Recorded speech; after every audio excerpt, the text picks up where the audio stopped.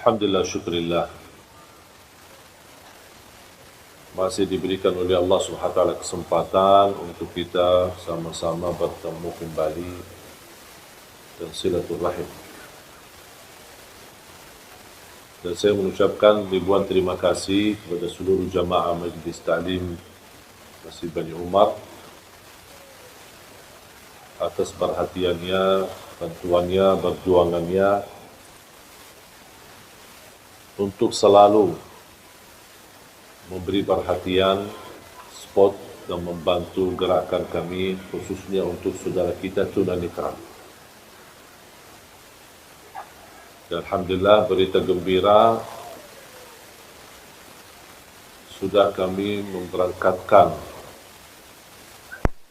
jemaah umrah sudah angkatan yang kedua dari saudara kita tunanetra. Alhamdulillah, kemarin baru mereka pulang dari Tanah Suci, hampir kurang lebih 25 orang. Dan subhanallah, walaupun saya tidak berkesempatan berangkat bersama mereka, tapi teman-teman dan tim dari yayasan temani mereka dan kawal, dan mereka mencerita begitu indahnya perasaan mereka sepanjang perjalanan ke Tanah Suci. Bayangkan 25 orang, tapi antri panjang, menarik perhatian. Dan alhamdulillah oleh petugas imigrasi sangat membantu kemudahan untuk proses penerbitan paspor. Ketika proses juga visa, ketika di Madinah pun alhamdulillah diberikan kemudahan. Jadi mereka sangat bangga dan senang. Yang buat saya terharu ketika melihat rakaman mereka ketika bertalbiyah, ketika berdoa, ketika lagi salat di Masjid Nabawi, dan mereka menangis. Dan mudah-mudahan kita terus memperjuangkan supaya kita mampu memberangkatkan insya-Allah haji untuk mereka. Dan itu semua perjuangan tidak akan terlepas daripada perhatian ibu-ibu. Karena jujur saja, kalau bukan izin Allah Subhanahu wa taala, kemudian bantuan, perhatian, kasih sayangnya dari ibu-ibu, nampaknya program ini belum tentu bisa jalan. Khususnya Majlis Ta'lim Bani Umar. Karena satu-satunya Majlis Ta'lim yang mulai dari awal sampai titik ini komitmen dan terus mensupport dan membantu program ini. Awal pertama kali yang merespon program kami Majlis Ta'lim adalah Bani Umar.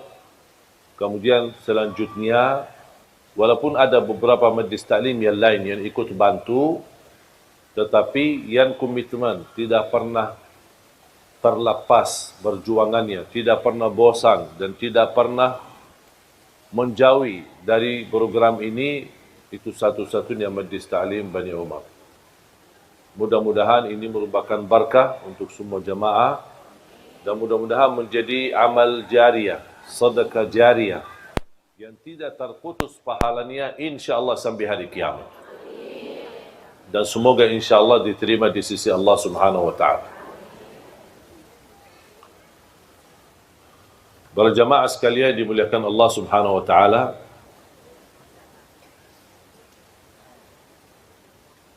saya membaca satu kisah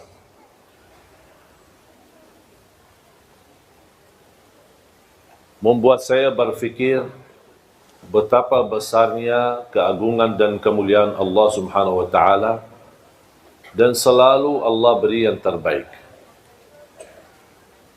Cuma sayang sekali kita belum bisa tahu kebaikan tersebut kecuali sesudah kejadian ujian, bala, musibah cukup lama. Istilahnya kita mengetahui hikmah, alasan apa yang terjadi, apa yang kita hadapi di kemudian hari atau di waktu yang cukup lama, baru Allah munculkan hikmah dan alasan. Kisah yang saya baca mengambil banyak hikmah dan pelajaran, membuat saya sadar dan semakin belajar dan meyakini apa yang datang dari Allah pasti itu baik. Walaupun nampaknya di pandangan mata kita buruk dan itu ujian. Ada beberapa pengusaha berdagang. Mereka belanja barang banyak dari salah satu negeri. Kemudian mereka naik kapal. Kapal yang cukup besar dan juga membawa barangnya masing-masing.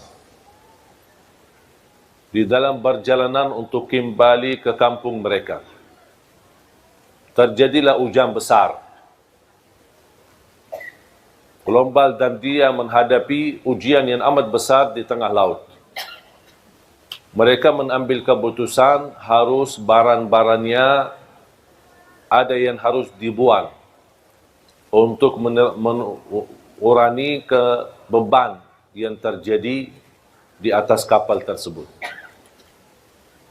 Salah satu pedagang memiliki barang yang terbanyak. Ternyata jatuhnya dia akan dihabiskan separuh barangnya, akan terbuang. Dibanding yang lain cuma seberapa saja.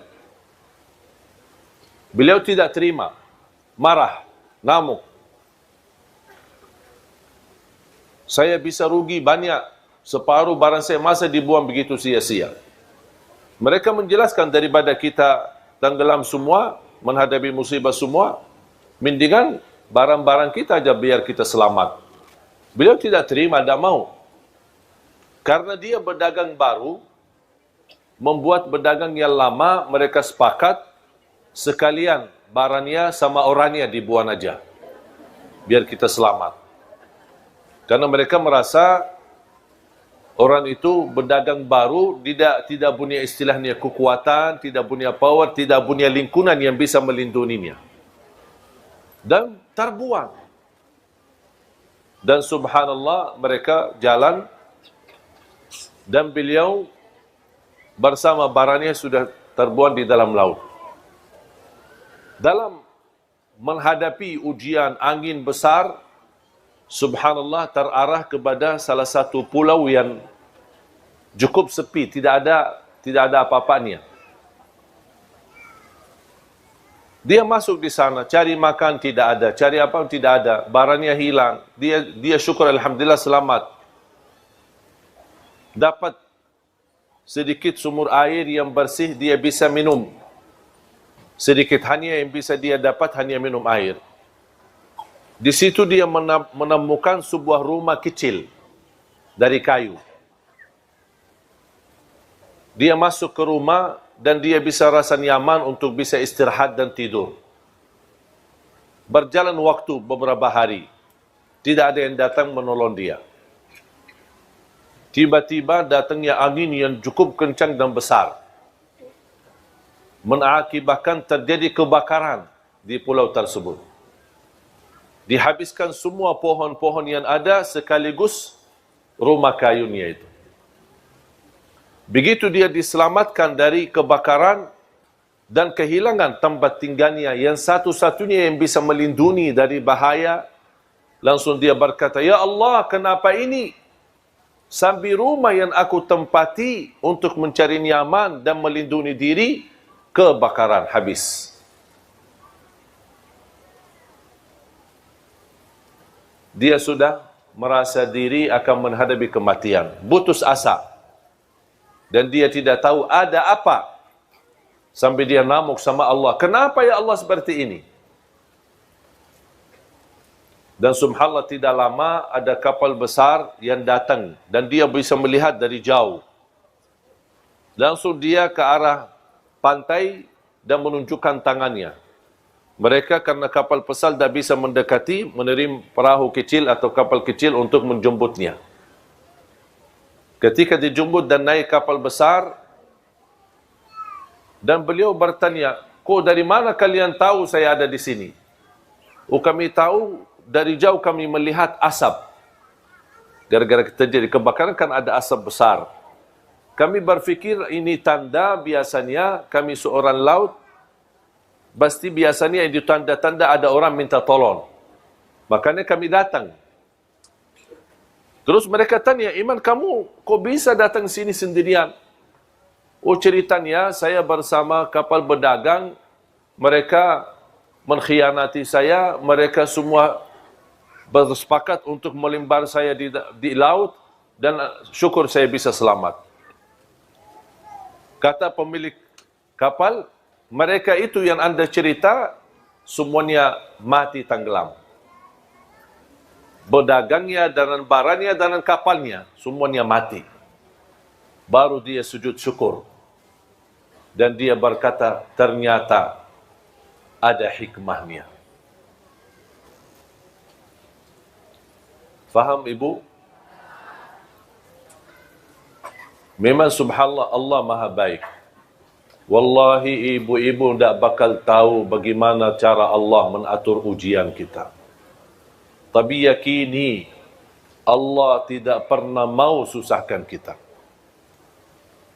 Kalau ibu yang begitu cinta dan sayang sama anaknya, kira-kira mau enggak dia susahin anaknya? Kata Rasulullah, Allah jauh lebih besar kasih sayangnya kepada hamba daripada ibu kepada anak.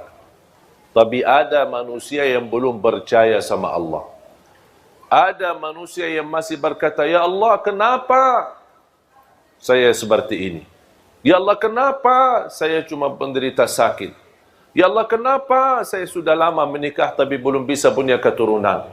Ya Allah, kenapa saya dijodohkan sama orang yang jahat yang menyakiti perasaan saya? Ya Allah, kenapa saya punya usaha semuanya habis dan rugi? Ya Allah, kenapa saya... Itu bahasa kita sehari-hari. Padahal kita tidak tahu dan belum meyakini Allah jauh lebih sayang sama kita daripada ibu kepada anaknya. Ibu pun ketika lagi marah sama anaknya dan dia cupit, bukan karena dia benci sama anaknya. Bukan dia tidak suka sama anaknya. Justru cupitan itu karena sayang. Anggaplah yang terjadi dari Allah itu cupitan dari Allah Subhanahu. Barangkali kita ada kesalahan. Barangkali ada kekurangan ibadah.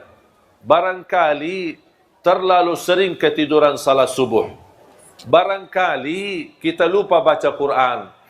Barangkali kita sambat satu kali menyakiti hati orang tua. Walaupun satu kali ada balasannya. Ada balasannya dari Allah SWT. Kita lupa, tapi Allah tidak pernah lupa. Ahsahullahu wa nasuh. Allah menghitungkannya, tapi manusia suka lupa.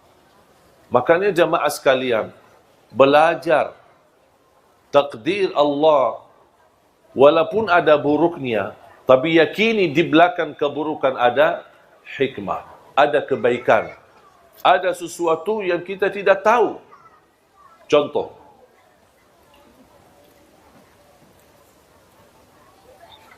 tadi ada satu ibu bercerita, suaminya meninggal. Semoga diampuni Allah Subhanahu wa taala. Baru saja nikah 7 bulan.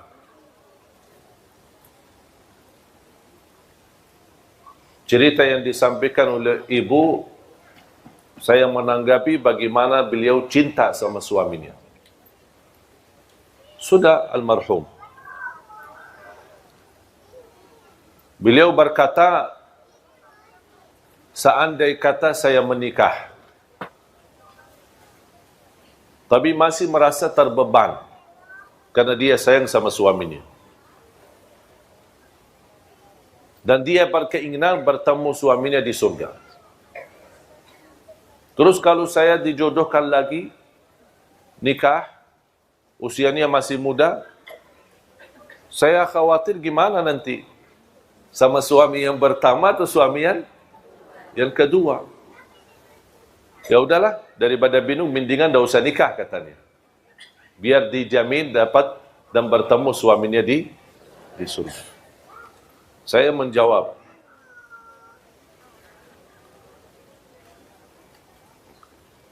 kalau usulan saya, kalau ada jodohnya nikahlah. Masih muda. Belum punya anak lagi. Nikahlah. Urusan surga nanti urusan lain. Ketemu siapa itu urusan sama Allah. Dan kejadian ini sama pernah terjadi sama istri Rasulullah. Bernama Ummu Salamah. Kenal nggak Ummu Salamah? Dari mana kenal? Tahu maksudnya. Ummu Salamah salah satu istri Rasulullah SAW. Ternyata Ummu Salamah punya suami namanya Abu Salamah. Cinta bukan main sama suaminya. Meninggal, mati syahid. Di waktu tamburan perang bersama Rasulullah SAW. Meninggal. Ketika meninggal suaminya, dia merasa sedih banget. Kehilangan seorang yang dia paling sayangi, paling cintai. Baik banget. Dan dia merasa kehilangan sesuatu yang amat besar. Tapi dia sabar, ujian. Suami meninggal, ada istrinya meninggal, ada anak dia meninggal. Semua itu namanya ujian. Dan kita semua pasti akan meninggal. Akan mati menghadapi kematian. Ternyata subhanallah berjalan waktu, dijodohkan sama Rasulullah. Sebelum dijodohkan sama Rasulullah, dia pernah berkata, ketika Rasulullah SAW mengingatkan, untuk bersabar dan menerima ujian ini. Dan insya Allah Allah ganti yang lebih baik. Langsung beliau berkata, siapa yang lebih baik dari Abu Salamah? Tak mungkin bisa menemukan orang-orang yang lebih baik dari Abu Salamah. Pertanyaan saya, ibu-ibu, mana yang lebih baik, Abu Salamah atau Rasulullah? Akhirnya jadi jodohnya sama Rasulullah SAW. Muncullah pertanyaan, ya Rasulullah, saya kan pernah nikah sama Abu Salamah. Sekarang saya jadi istrimu. Saya ketemu siapa nanti di surga? Sama pertanyaan ibu itu tadi. Saya jawab sebagaimana dijawab oleh Rasulullah SAW. Kamu bersama orang yang terbaik akhlaknya. Yang terbaik akhlak. Kalau kira-kira Abu Salamah lebih baik akhlaknya, berarti nanti sama Abu Salamah. Tapi yang kita tahu dan kita belajar, yang paling mulia akhlaknya siapa? Berarti dia sama. Dan disitulah kunci kebahagiaan dalam rumah tangga. Kemuliaan akhlak. Jamaah sekalian, tidak ada rumah tangga yang tidak bermasalah. Tetapi kunci mengatasi segala persoalan dan permasalahan adalah kemuliaan akhlak. Bahkan Rasulullah SAW bersabda, menunjukkan kunci kemuliaan seorang laki-laki, terutama laki-laki. Sebagaimana kemuliaan seorang atau kemuliaan seorang laki-laki yang paling mulia akhlaknya sama istrinya. Makanya ulama berkata, kalau ingin mengetahui akhlak seorang, jangan tanya jauh-jauh. Tanya istrinya.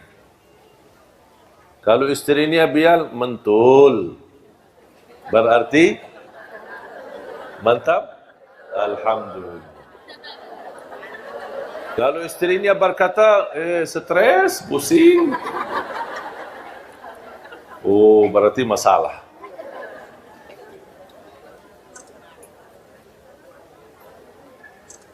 Dan subhanallah, dengan kemuliaan akhlak kita bisa memiliki segala sesuatu. Dengan kemuliaan akhlak, kita bisa memiliki segala. Memiliki hati orang, memiliki kehormatan orang, memiliki kemuliaan orang, pasti akan dimuliakan. Apalagi di saat istri kita sedang membutuhkan dampingan kita, perhatian kita, bantuan kita. Itu luar biasa, sangat harga besar baginya ketika dia memiliki suami yang berakhlak mulia. Makanya jamaah sekalian, sampai Rasulullah SAW bersabda, "Aqrabukum minni majlisan yawmal qiyamah ahasinukum akhlaqa." Yang paling dekat kepadaku hari kiamat, kata Rasulullah, yang paling mulia akhlaknya di dunia. Jadi kemuliaan akhlak atau seorang memiliki kemuliaan akhlak, dia mendapatkan posisi yang amat besar di sisi Allah. Kemuliaan, darajat yang tinggi bersama para nabi, siddiqin, syuhada dan salihin.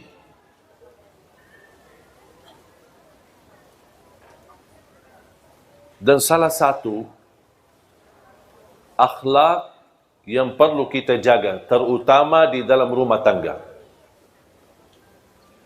Jangan terlalu fokus melihat kesalahan. Abaikan aja. Jangan terlalu memperhatikan kesalahan. Abaikan aja. Lupakan, lewatin saja. Anggap sesuatu yang berjalan dan terus berlalu. Jangan terlalu diperhatikan. Kalau setiap kesalahan ada teguran, setiap kesalahan dibahas, setiap kesalahan dibicarakan, setiap kesalahan namuk, tidak akan selesai. Karena kita manusia tidak terlepas dari kesalahan.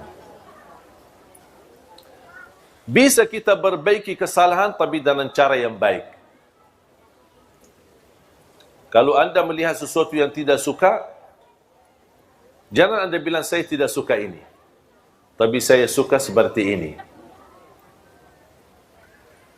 Saya suka seperti ini.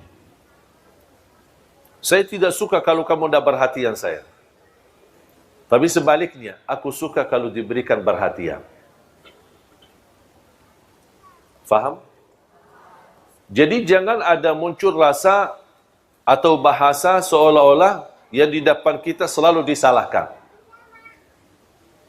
Kalau misal dia masak, istri masak, kita tidak suka cara masakannya.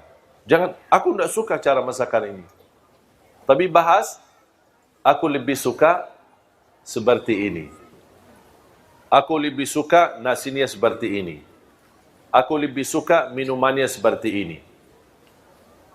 Misal, kalau anda tidak suka minum dingin, dibawain minum dingin. Ketika anda minum, tidak enak, tidak nyaman. Tak mau, aku tidak suka. Jangan. Aku lebih suka yang hangat. Boleh enggak diganti? Pasti akan jawabannya halus. Aku tidak suka. Ganti. Tidak mau ganti. Kamu udah mau, ya udah biarin aja. Karena bahasanya sudah tidak enak. Pasti jawabannya tidak enak. Ada satu kejadian ketika Rasulullah SAW pulang ke rumah. Ini kan sebuah kisah. Ada yang sebutkan kisah ini benar, ada yang bilang tidak benar. Tapi intinya kisah, tidak ada mempengaruhi masalah ibadah. Rasul pulang ke rumahnya, musim panas, keringat, capek, mau beristirahat, datang istrinya, Siti Aisyah membawain minum. Nampaknya Siti Aisyah karena sibuk urusan-urusan dalam rumah, bersih rumah, mempersiapkan kedatangan Nabi Muhammad, saking capeknya, karena dia tidak ada pembantu di rumah, saking capeknya daripada kasih gula di air sirupnya, dia kasih malah garam. Kemudian diserahkan kepada Rasulullah SAW. Kemudian dia lanjut urusan rumah. Ketika Rasulullah SAW minum, rasanya apa? Asin. Rasulullah SAW panggil, Ya Humaira. Ini Rasulullah SAW suka panggil, tidak pakai nama. Tapi panggil nama Humaira. Yang putih ada merah-merahan. Dan selalu saya dorong jamaah, suami istri harus masing-masing memiliki gelar, panggilan, nama panggilan. Apa itu? Hei manis, hei cekap, gaga, sayang. Jangan panggil abi, abah, ayah. Panggilan kata-kata yang ada tanda sayang. Kalau misal dia hitam manis, coklat. Pokoknya kata-kata terserah, milih kata-kata yang menenangkan hati. Yang menarik. Dan ini subhanallah membuat mesra dalam rumah tangga. Dan itu yang dilakukan oleh Rasulullah SAW. Ya Humaira. Kalau saya punya nama khusus dipanggil oleh istri. Jadi istri panggil pakai nama itu. Bukan Syekh Ali, bukan Ali. Tapi ada nama, saya tidak mau kasih, itu rahasia. Sebaliknya saya juga punya nama untuk istri. Dan dia suka kalau saya panggil dengan pakai nama itu. Lewat telepon, lewat WA, atau saya pulang ke rumah, itu selalu saya panggil seperti ini. Khusus. Dan ingin tahu ya datang ke rumah aja. Kenalan sama istri biar tahu rahasianya apa. Karena saya mengambil belajar dari Rasulullah SAW. Bukan berarti mohon maaf saya sempurna dalam rumah tangga. Jangan ada yang merasa, berarti Syekh luar biasa. Enggak.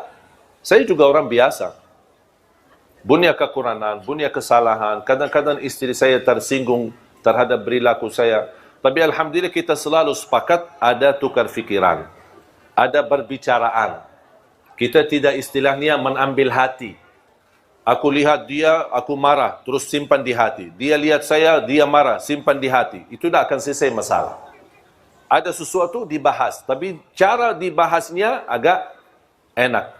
Sopan, saling menjaga, saling menghormati, seperti ini. Kalau menurut saya itu namanya istilah muhasabah.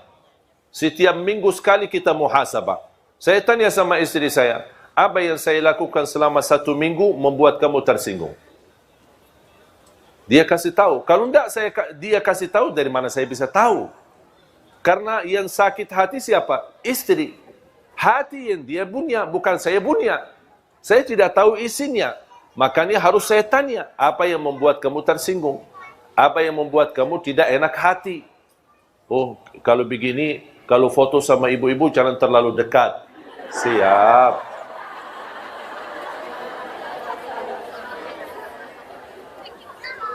Udah, saya akhirnya turuti apa yang dia mau. Kalau bisa, jangan foto sama sekali. Saya bilang jangan, nanti ibu-ibu juga tersinggung. Saya jelaskan. Saya tidak bilang, tidak mau dan membalas dengan kasar. Enggak, saya bahas. Begini, kalau di Indonesia, kalau tidak menolak, kalau ketika diajak foto, nanti kita dianggap sombong. Tidak ada kasih sayang, tidak ada perhatian. Saya jelaskan, itu kebiasaan di Indonesia.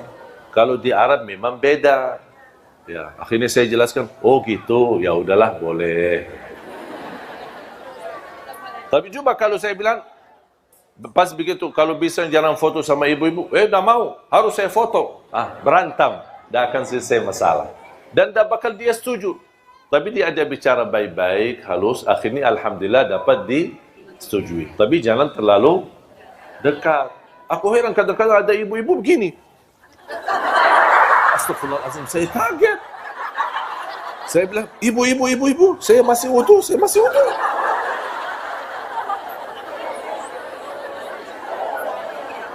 Saya jujur saja bicara seperti ini, padahal saya belum wudu. Tapi kenapa saya terpaksa? Jangan, supaya dia menjauh daripada bubu jauh. Nanti dia juga tersinggung, masalah lagi.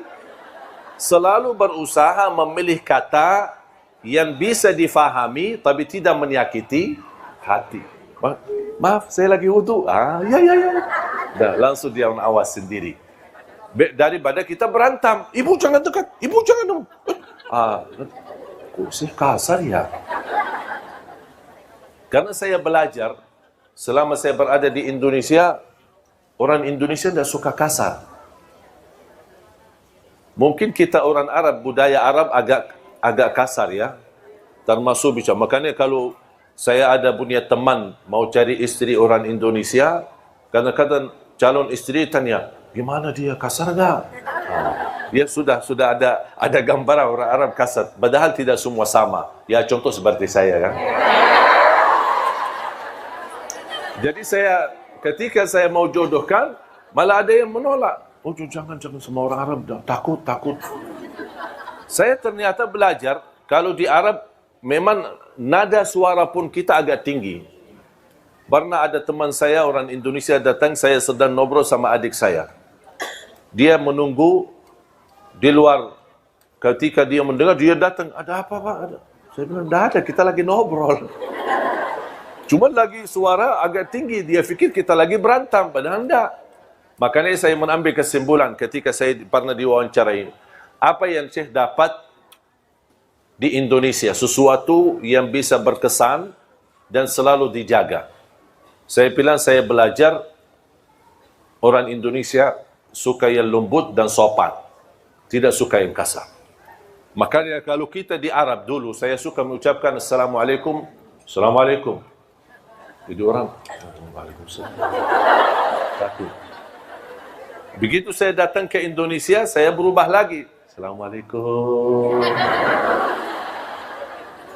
Itu orang Indonesia. Begitu. Makanya saya ikut salam sama orang Indonesia. Ketika ketemu orang Indonesia, kalau ketemu orang Arab, salam. Ini kan saudara saya. Assalamualaikum. Dia sudah faham. Itu bukan marah. Tapi kalau sama orang Indonesia bisa salah faham. Salam aja kok gitu sih. Makanya saya rubah. Assalamualaikum. Apalagi pakai senyum. Walaupun kita lagi stres. Dia ada apa-apa senyum. Karena orang suka melihat kita senyum. Makanya Rasulullah SAW ketika minum dan minumannya asin, apa yang tidak Rasulullah SAW? Tidak menumbahkan gelasnya, tidak melembatkan dan tidak marah-marah. Apa nih kita datang capek-capek, kok malah dikasih air minum yang asin, aduh. Sambil minum aja tidak bisa bikin, udah mau nikah lagi. Tidak, Rasulullah SAW duduk manis, ya Humaira. Siti Aisyah jawab labbaik, dan itu salah satu kata yang saya suka di Indonesia. Suka labbaik kalau anak-anak labbaik, labbaik. Itu sebenarnya kata-kata dari dulu ada di Arab. Diambil dari kata labbaik Allahumma labbaik. Kenapa? Menunjukkan saya akan segera jawab. Saya akan segera sami'na wa ata'na. Dari pada dipanggil, ya, labbaik, labbaik. Artinya, tapi jangan labbaik dah datang. Lama suaminya panggil, sayang, labbaik. Dan panggilan labbaik belum datang juga. Kalau sudah labbaik, tinggalkan semuanya, segera datang. Siti Aisyah langsung, ya Humaira, labbaik, datang. Apa kata Rasulullah? Ayo, berkenan enggak temani saya minum? Temani saya minum. Ya, Siti Aisyah senang diajak sama suaminya, ikut minum bareng. Apa Siti Aisyah suka di mana bekas bibirnya Rasulullah? Oh, ini. Dia minum, habis minum.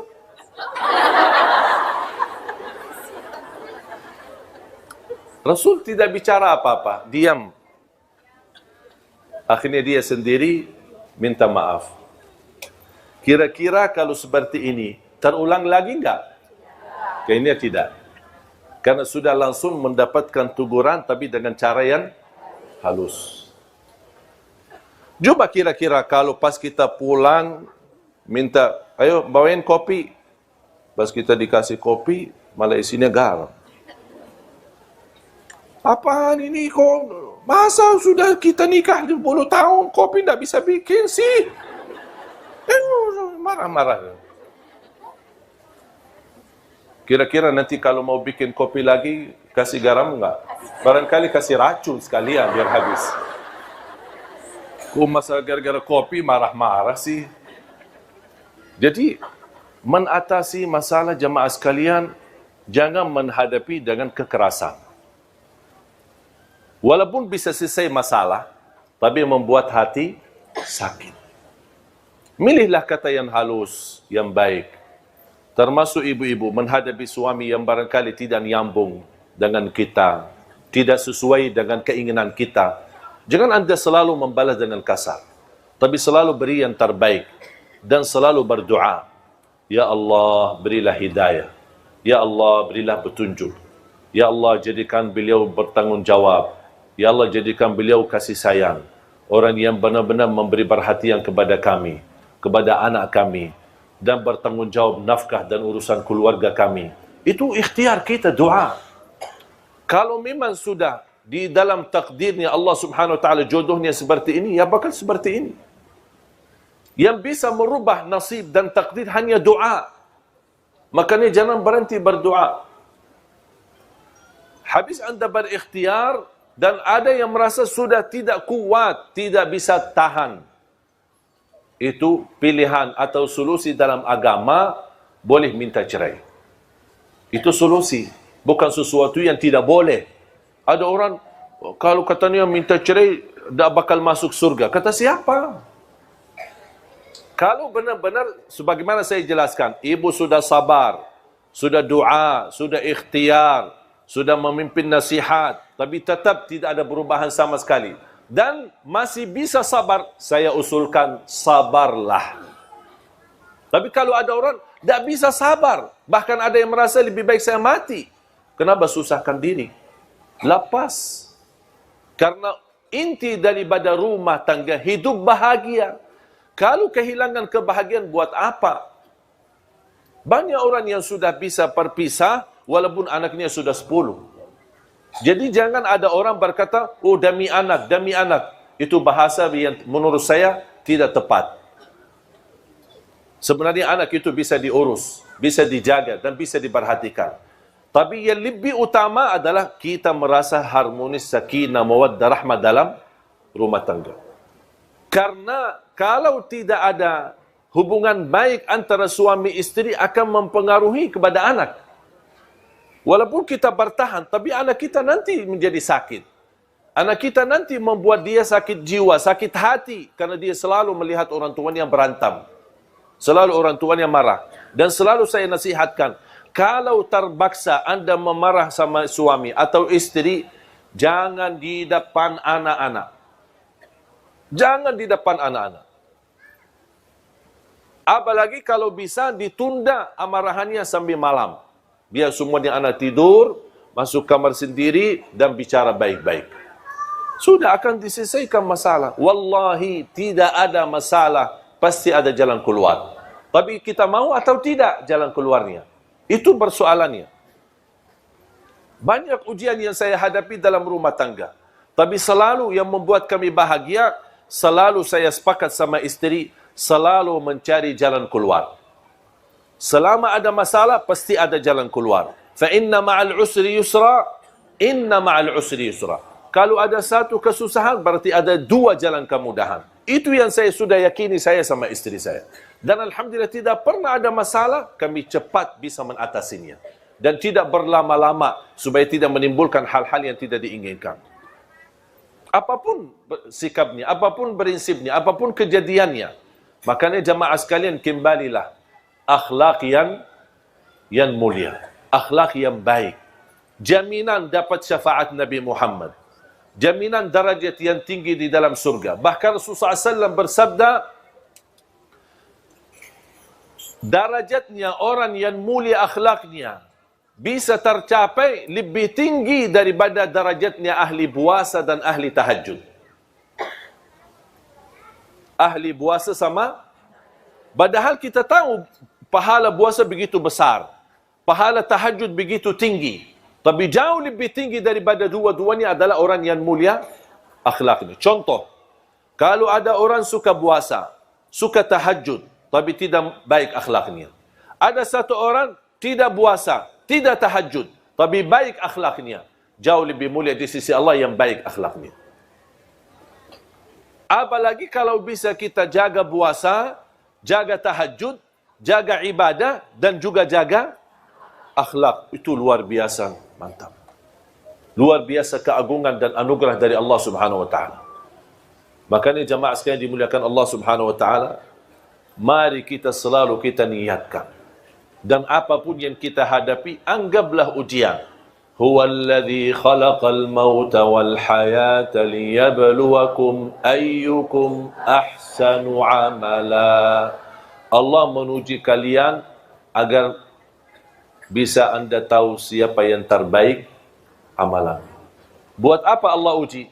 Supaya terlihat siapa yang terbaik, siapa yang paling sabar, siapa yang paling ikhlas, siapa yang paling ridha. Kalau tidak diuji, tidak ada bedanya sama kita. Tidak ada di antara kita berbeda-beda.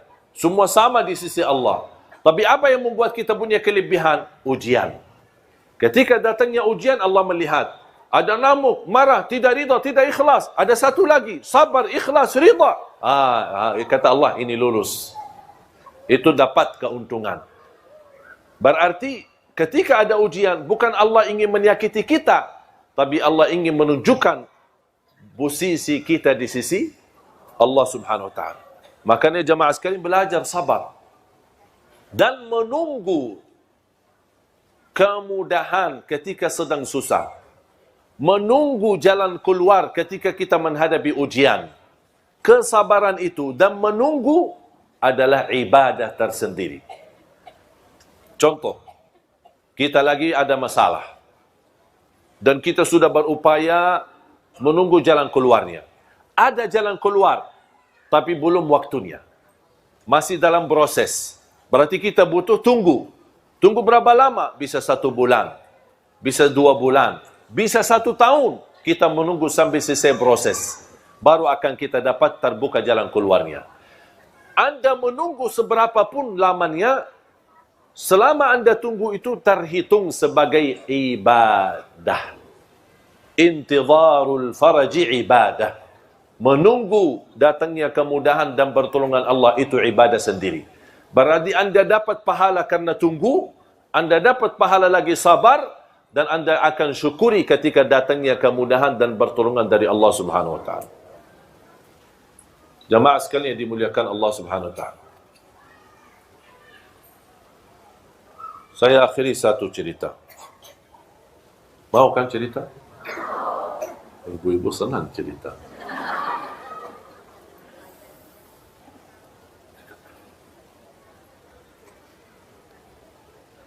Saya menemukan satu keluarga.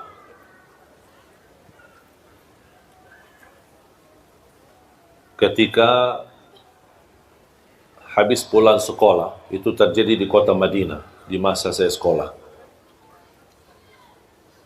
Saya menemukan seorang tunanetra sedang berdiri di pinggir pintu sekolah, gerbang sekolah.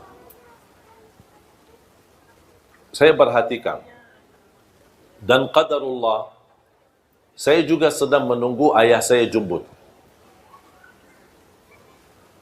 untuk pulang sekolah.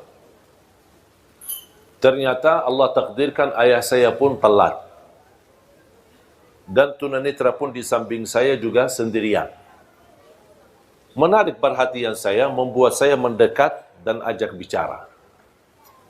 Kamu tunggu siapa? Saya tunggu ayahku, kata. Ayahnya kepala sekolah di salah satu sekolah, tapi yang posisinya cukup jauh.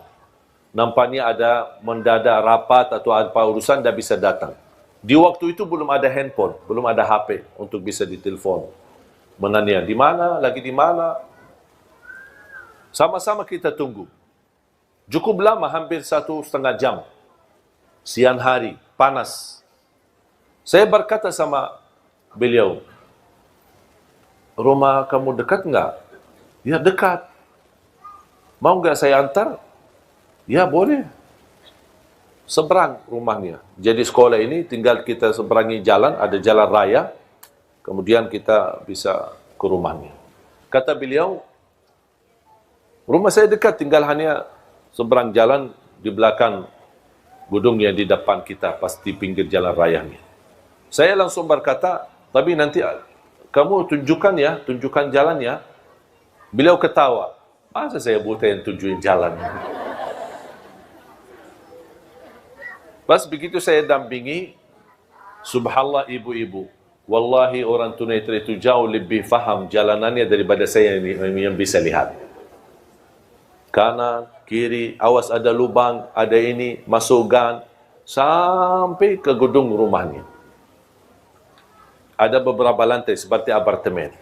Begitu kita masuk, awas ada tangga 3, kita jalan.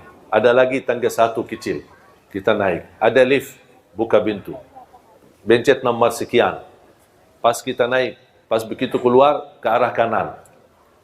Sampai di mana belnya rumah itu dia tahu. Di sini. Nah, begitu ibunya buka. Dan dia masuk di belakang pintu karena diharapkan pakai cadar. Dia tidak tunjukkan diri, tapi dia berbicara sama saya di belakang, dari belakang pintu. Terima kasih Allah, kami tadi kekhawatiran, anak kami telat, suami juga sibuk, tidak bisa ditelepon, karena dia mau telepon ke sekolahannya. Alhamdulillah bersyukur Anda bisa bawa anak kami di sini. Dan maksa-maksa untuk saya diajak masuk. Temani karena suaminya sedang dalam perjalanan mau pulang. Maksudnya diajak makan siang. Kalau orang Arab makan siang sampai sore. Kalau makan malam jam 12 malam. Makan subuhnya jam 10 pagi. Dan ini semua alhamdulillah berubah ketika saya sudah di Indonesia. Makan subuh habis subuh, makan siang habis zuhur, makan malam habis isya. Dan kalau sudah malam sekali, sudah tidak makan dan tidak minum, sambil insyaAllah istirahat. Jadi, ketika saya diajak masuk dan temani ada satu ruangan buat tamu, ada satu kejadian membuat saya sangat terkejut. Beliau yang tadi saya antarin, dia mengajak adiknya. Ada 3 saudara. Yang sama saya itu usianya kurang lebih 19-20. Ada yang satu lagi adiknya 16. Ada yang satu lagi adiknya kurang lebih 10 tahun. Ada yang satu lagi 6 tahun. 3. Ketika beliau ajak, ini kenalan saudara saya, adik-adik saya. Pas begitu salaman, ternyata jemaah sekalian, semuanya tunanetra. Semuanya buta.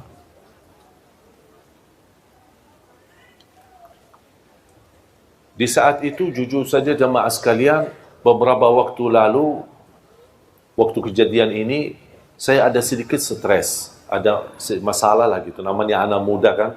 Maunya ini, maunya itu, tidak dapat, tidak semua serba ada.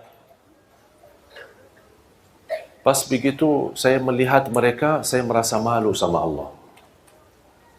Ternyata selama ini banyak nikmat yang kita dapat.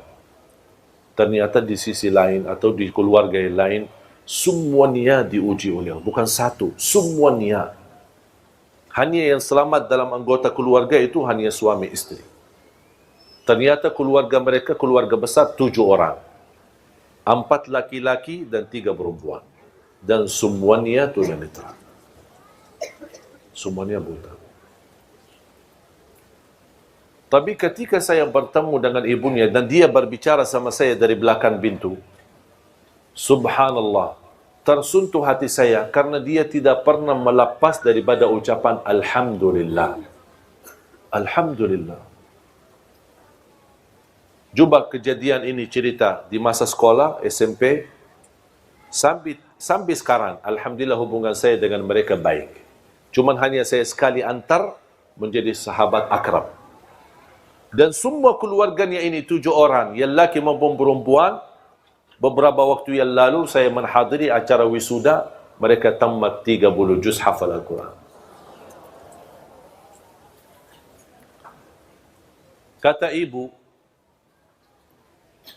kadang ada muncul rasa sedih ketika melihat anakku keadaannya begini. Tapi saya sekarang bangga sekali.